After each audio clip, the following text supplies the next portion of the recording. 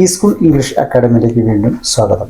ഈ school English അക്കാഡമിയുടെ online spoken English and grammar കോഴ്സുകൾ ജോയിൻ ചെയ്യാൻ താല്പര്യമുള്ളവർ ഈ കാണുന്ന നമ്പറിൽ കോൺടാക്റ്റ് ചെയ്യാവുന്നതാണ്. എനിക്ക് എഴുതുവാനും വായിക്കുവാനും അറിയാം, കേട്ടാലും മനസ്സിലാക്കും, പക്ഷേ സംസാരിക്കുവാൻ അറിയില്ല. ഈ ഒരു ചോദ്യം കോംപ്ലിക്കേറ്റഡും ക്യൂരിയോസിറ്റി ഒഴിവാക്കുന്നതുമായ ഒരു ചോദ്യമാണ്. എന്താണ് ഇതിൻ്റെ റിയാലിറ്റി? ആക്ച്വലി ഇക്കാര്യം ഒരു ട്രെയിനറോട് ചോദിക്കേണ്ട ചോദ്യമല്ല, മറിച്ച് നിങ്ങളോട് തന്നെ ചോദിക്കേണ്ട ഒരു ചോദ്യമാണ്. എഴുതുവാനും വായിക്കുവാനും അറിയാം, എന്നിട്ടും എന്തുകൊണ്ട് എനിക്ക് സംസാരിക്കാൻ പറ്റുന്നില്ല എന്ന്. ഈ ചോദ്യം ഞാൻ തിരിച്ച് നിങ്ങളോട് ചോദിക്കുമ്പോൾ നിങ്ങളുടെ ഇംഗ്ലീഷ് ലെവൽ സ്വയം ഇവാലുവേറ്റ് ചെയ്യുക. ചോദ്യത്തിലേക്ക് വരാം. എനിക്ക് എഴുതുവാനും വായിക്കുവാനും അറിയാം, കേട്ടാലും മനസ്സിലാക്കും, പക്ഷേ സംസാരിക്കുവാൻ അറിയില്ല. അതായത് ഇതിലെ ആദ്യത്തെ 3 കാര്യം എനിക്കറിയാം, 4ാമത്തെ കാര്യം അറിയില്ല എന്നാണ്. അതായത് എനിക്ക് എഴുതുവാനും വായിക്കുവാനും അറിയാം, കേട്ടാലും മനസ്സിലാകും, പക്ഷേ സംസാരിക്കാൻ അറിയില്ല എന്നാണ് പറയുന്നത്. നമുക്ക് ഈ ചോദ്യത്തിൽ പറയുന്ന ആദ്യത്തെ ഒരു കാര്യം നോക്കാം. എനിക്ക് എഴുതുവാൻ അറിയാം, അതായത് റൈറ്റിംഗ് അറിയാം.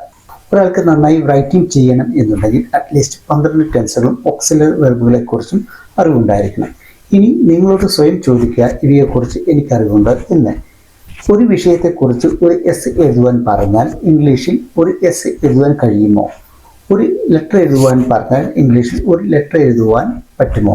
അറ്റ്ലീസ്റ്റ് ഒരു സബ്ജക്റ്റിനെ കുറിച്ച് ഒരു പാരഗ്രാഫ് എഴുതുവാൻ പറഞ്ഞാൽ എഴുതുവാൻ പറ്റുമോ എന്ന് സ്വയം ചോദിക്കുക. എന്നെക്കൊണ്ട് ഒരു എസ്സേ, ലെറ്റർ, പാരഗ്രാഫ് എഴുതുവാൻ കഴിയും എന്നാണ് നിങ്ങളുടെ ഉത്തരമെങ്കിൽ നിങ്ങൾ സ്വയം ഒന്ന് എഴുതി നോക്കുക. നിങ്ങൾക്ക് കൃത്യമായി ആശയങ്ങളെ സെൻറ്റൻസുകളായി എഴുതുവാൻ കഴിയുന്നുണ്ടെങ്കിൽ നിങ്ങൾക്ക് എഴുതുവാൻ, അതായത് റൈറ്റിംഗ് അറിയാം എന്നർത്ഥം. എന്നാൽ നേരെ മറിച്ച് എഴുതിയ കാര്യം അല്ലെങ്കിൽ പുസ്തകത്തിൽ എഴുതിയ കാര്യം മറ്റൊരു പേപ്പറിലോ ബുക്കിലോ എഴുതുന്നതിനെ റൈറ്റിംഗ് എന്ന് കരുതി നിങ്ങളെ തന്നെ സ്വയം വഞ്ചിക്കാതിരിക്കുക. ഇതിനെ റൈറ്റിംഗ് എന്നല്ല, കോപ്പി ചെയ്യുക എന്നാണ് പറയുന്നത്. ഇനി സ്വയം ചിന്തിച്ചു നോക്കുക. നിങ്ങൾക്ക് റൈറ്റിംഗ് അറിയാം എന്നാണെങ്കിൽ ഇംഗ്ലീഷ് ഗ്രാമറും ഗ്രാമാറ്റിക്കൽ സ്ട്രക്ചറിനെ കുറിച്ചും നല്ല ധാരണയുണ്ട്. അങ്ങനെയാണെങ്കിൽ സ്പീക്കിങ്ങിൽ റൈറ്റിംഗ് സ്റ്റൈൽ ഉപയോഗിച്ച് തുടക്കത്തിൽ സ്പീക്കിംഗ് ചെയ്യാവുന്നതാണ്. ഇനി 2ാമത്തെ കാര്യം നോക്കാം. എനിക്ക് വായിക്കാൻ അറിയാം, അതായത് റീഡിംഗ് അറിയാം എന്നർത്ഥം. അതിനാൽ ഒരു ഇംഗ്ലീഷ് പുസ്തകം അല്ലെങ്കിൽ നോവൽ, ന്യൂസ് പേപ്പർ വായിക്കുമ്പോൾ അതിൽ പറയുന്ന കാര്യങ്ങൾ സെൻറ്റൻസ് ബൈ സെൻറ്റൻസ് അതേ സെൻസിൽ മനസ്സിലാക്കുവാൻ കഴിയുന്നുണ്ടോ, അല്ലെങ്കിൽ അതിൻ്റെ ഗ്രാമാറ്റിക്കൽ സ്ട്രക്ചറിൽ നിന്നും എന്താണ് അർത്ഥമാക്കുന്നതെന്ന് മനസ്സിലാക്കുവാൻ പറ്റുന്നുണ്ടോ എന്ന്. ഇല്ല എന്നാണെങ്കിൽ നിങ്ങൾക്ക് വായന, അതായത് റീഡിംഗ് അറിയില്ല എന്നാണ് അർത്ഥം. നിങ്ങൾ ഒരു പുസ്തകം, നോവൽ, ന്യൂസ് പേപ്പർ തുടങ്ങിയവ വായിക്കുമ്പോൾ അതിൻ്റെ അർത്ഥം മനസ്സിലാക്കാതെ ഒരു സെൻറ്റൻസ് അല്ലെങ്കിൽ ഒരു പാരഗ്രാഫ് വായിക്കുന്നതിനെ റീഡിംഗ് എന്ന് പറയില്ല.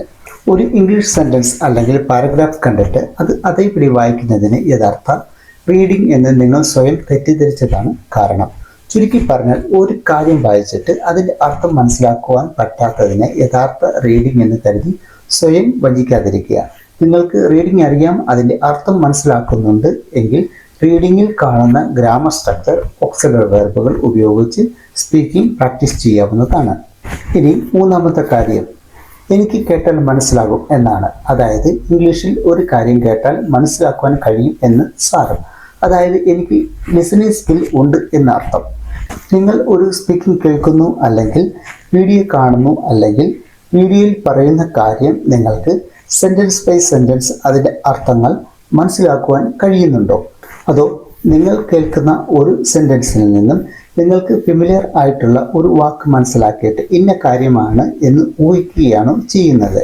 ചുരുക്കി പറഞ്ഞാൽ, സെൻറ്റൻസ് ബൈ സെൻറ്റൻസ് അതിൽ പറയുന്ന സിറ്റുവേഷനുകൾ മനസ്സിലാക്കാതെ അറ്റവും മുറിയും കേട്ടിട്ട് ഇതാണ് എന്ന് സ്വയം ഊഹിക്കുന്നതിനെ ലിസണിങ് എന്ന് പറയുവാൻ പറ്റില്ല. അതുകൊണ്ട് ഇംഗ്ലീഷിൽ കേൾക്കുന്ന ഒരു കാര്യം കൃത്യമായി മനസ്സിലാക്കാതെ ഊഹിച്ച് ചിന്തിക്കുന്നതിനെ ലിസണിങ് ആണെന്ന് സ്വയം കരുതി വഞ്ചിക്കാതിരിക്കുക. അതല്ല, നിങ്ങൾക്ക് ലിസണിങ് അറിയാം, സെൻറ്റൻസുകളുടെ അർത്ഥം മനസ്സിലാക്കുന്നുണ്ട് എന്നാണെങ്കിൽ ലിസണിങ്ങിൽ കേൾക്കുന്ന ഗ്രാമർ ആൻഡ് ഓക്സിലറി വെർബുകൾ ഉപയോഗിച്ച് സ്പീക്കിംഗ് ചെയ്യാവുന്നതാണ്. ചുരുക്കി പറഞ്ഞാൽ, എനിക്ക് ഇംഗ്ലീഷ് എഴുതുവാനും വായിക്കുവാനും കേൾക്കുവാനും അറിയാം എന്നുണ്ടെങ്കിൽ, അതായത് റൈറ്റിംഗ്, റീഡിംഗ്, ലിസണിങ് ഇവയിൽ കൂടി മനസ്സിലാക്കിയ ഗ്രാമർ, ഓക്സിലറി വെർബുകൾ, വൊക്കാബുലറികൾ ഉപയോഗിച്ച് സ്പീക്കിംഗ് ചെയ്യാവുന്നതാണ്. അതല്ല, എനിക്ക് ഇവയൊക്കെ അറിയാം, സ്പീക്കിംഗ് ട്രബിൾ ആണ് നേരിടുന്നതെങ്കിൽ ഒരു കാര്യം നിങ്ങൾ മനസ്സിലാക്കുക. സ്പീക്കിംഗ് ഇംപ്രൂവ്മെൻറ്റ് അല്ലെങ്കിൽ ഫ്ലുവൻസി എന്നത് നമുക്ക് അറിയാവുന്ന കാര്യങ്ങൾ വെച്ച് തുടക്കത്തിൽ സംസാരിക്കുമ്പോൾ തെറ്റിപ്പോകും, അത് സ്വാഭാവികമാണ്. വീണ്ടും ട്രൈ ചെയ്യുക, വീണ്ടും തെറ്റിപ്പോകും, വീണ്ടും ട്രൈ ചെയ്യുക. ഇങ്ങനെ കുറച്ച് തവണ ചെയ്യുമ്പോൾ പിന്നീട് തെറ്റ് വരികയില്ല. അതുകൊണ്ട് ഇംഗ്ലീഷ് സംസാരിക്കുവാൻ അവസരം കിട്ടിയാൽ അറിയാവുന്ന കാര്യങ്ങൾ വെച്ച് ധൈര്യത്തോടെ സംസാരിക്കുക. തെറ്റിപ്പോയിക്കോട്ടെ, വീണ്ടും ട്രൈ ചെയ്യുക, ഒന്നും നോക്കരുത്. നമുക്ക് ഇംഗ്ലീഷ് സംസാരിക്കുവാൻ കോൺഫിഡൻസ് ആൻഡ് കറേജ് ആണ് വേണ്ടത്. നിങ്ങളുടെ സ്പീക്കിംഗ് വളരെ വേഗത്തിൽ ഇമ്പ്രൂവ്മെന്റ് നേടിയെടുക്കുവാൻ ഇങ്ങനെ സാധിക്കും. അതുകൊണ്ട് എനിക്ക് ഇംഗ്ലീഷ് എഴുതുവാനും വായിക്കുവാനും കേട്ടാൽ മനസ്സിലാകും എന്ന് സ്വയം കരുതി സ്വയം വഞ്ചിക്കാതിരിക്കുക.